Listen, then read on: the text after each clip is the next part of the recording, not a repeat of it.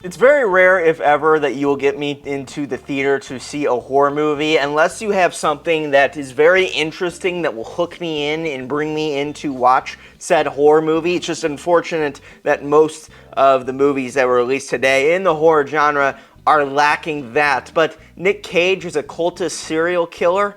I can fucks with that.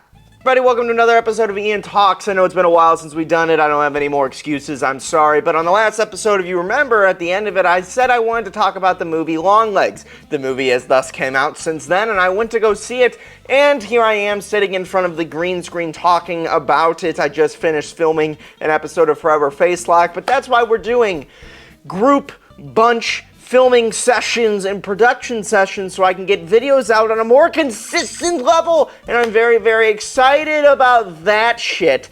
But even more, I was more excited about was the movie Longlegs, and I went to see it. It's a horror movie. I don't see a lot of horror movies. There's not a lot of horror movies out there that I will go see, like I said, unless it has an interesting hook to draw me in said horror movie, such as the It film that I went to go see, and the It 2. Those movies interested me a lot. The Halloween franchise that just came out, I guess it hasn't just come out, it's a little old now. That interested me a lot. The third one was terrible.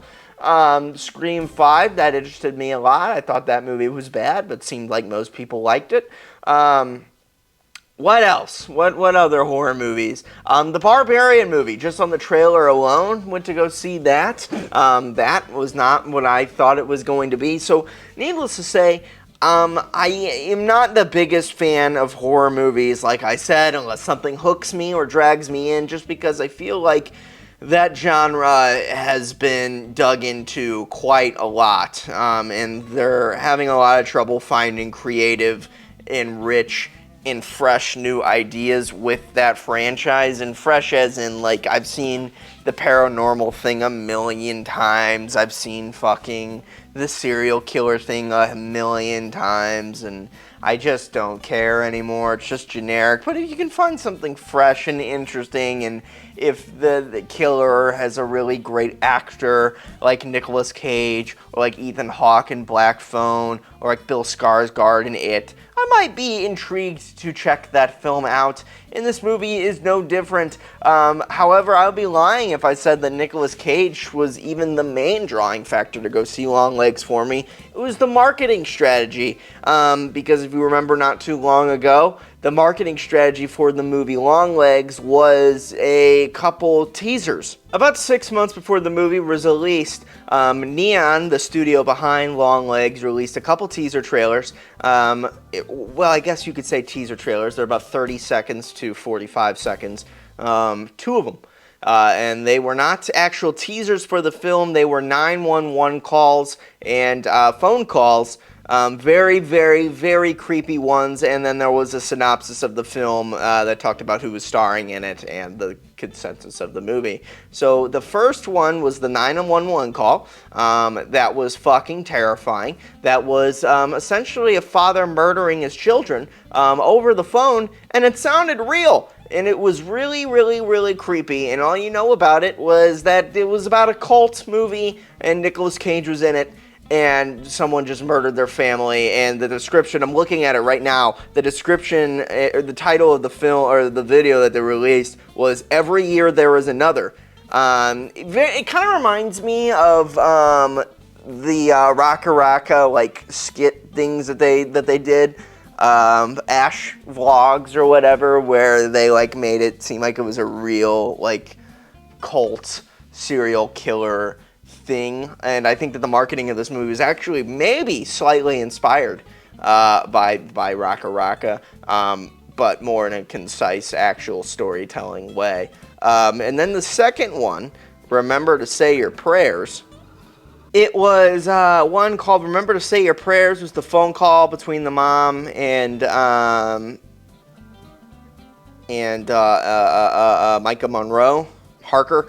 And the phone call was her asking if she's been saying her prayers. Obviously, after seeing the movie, you know what that's about. But before, way more creepy, Actually, a third one called We've Been Waiting for Her, and it shows a murder and has Nicolas Cage laughing and breathing very heavily in the background. Regardless, three very not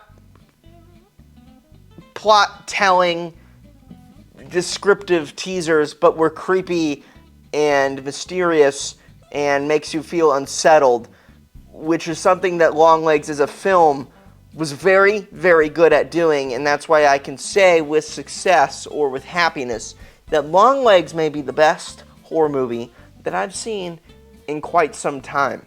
This movie stars Micah Monroe, like I said, playing Lee Harker, Nicolas Cage as Longlegs, a serial killer. Also has some really great performances from Blair Underwood.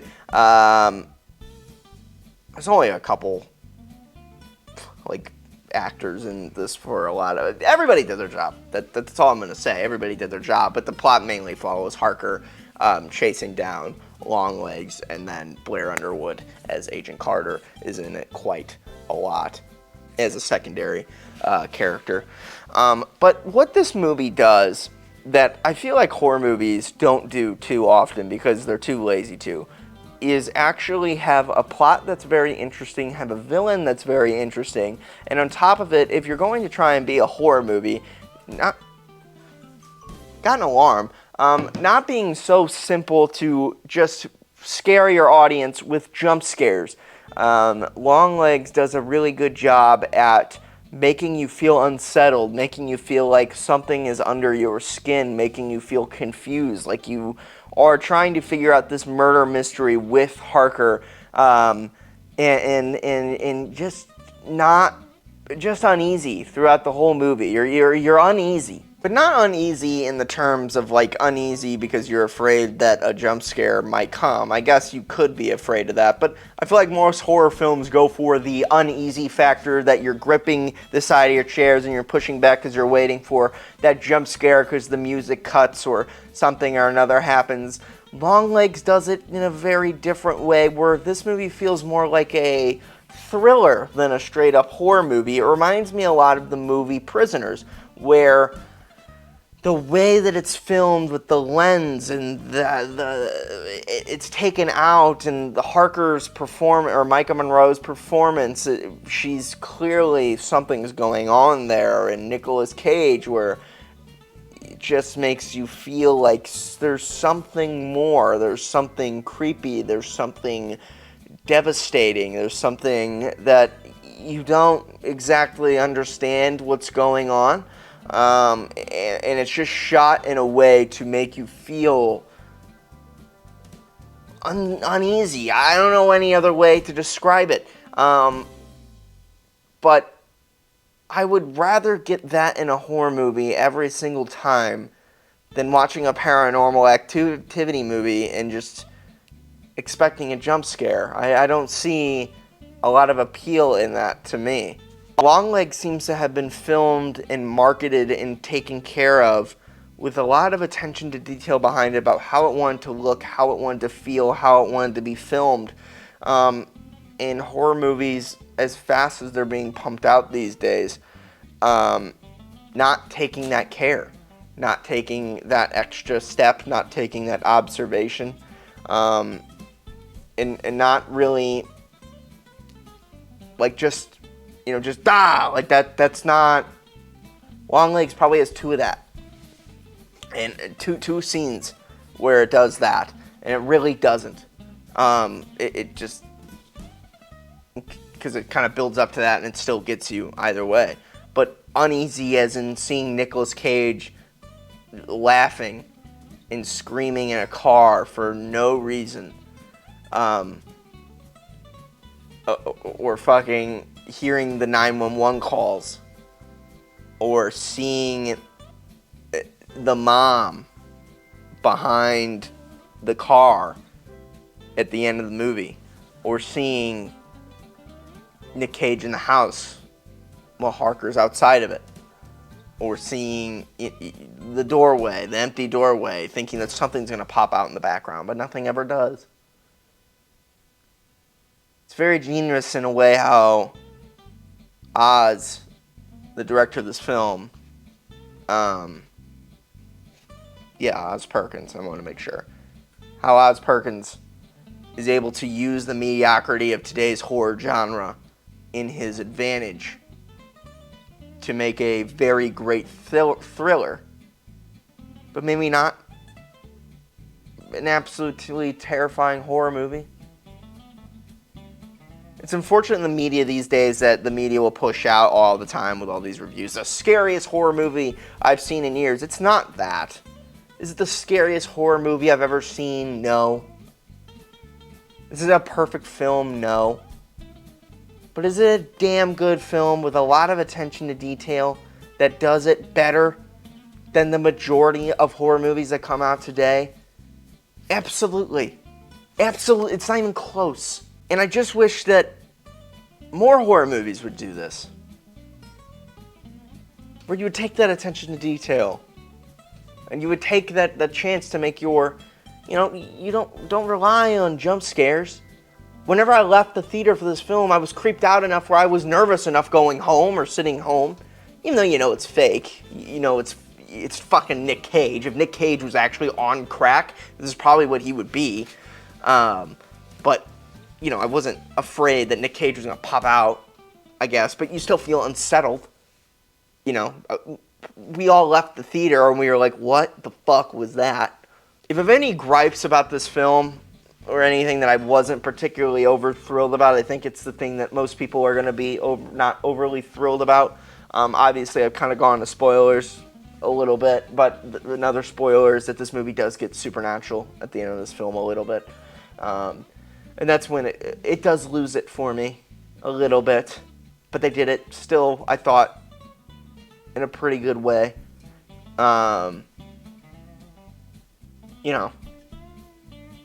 was very much more invested in the first 90% of the film when it was a thriller, chase, mystery film. But I thought that they did the supernatural thing as well as they could.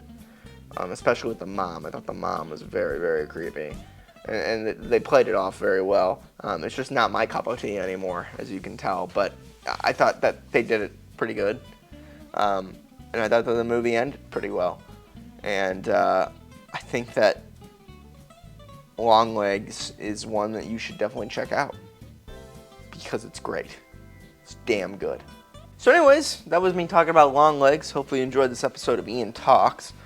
What do we talk about in the next Ian Talks? How about another fucking alarm? Maybe we'll talk about another fucking alarm again.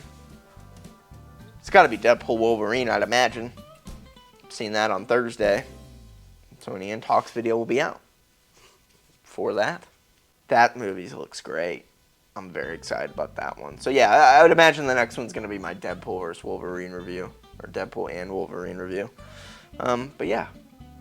We're going to go ahead and wrap this one up. Hopefully you enjoyed this episode of Ian Talks. And we'll see you on the next one. Peace, love. Wear a rubber. Adios.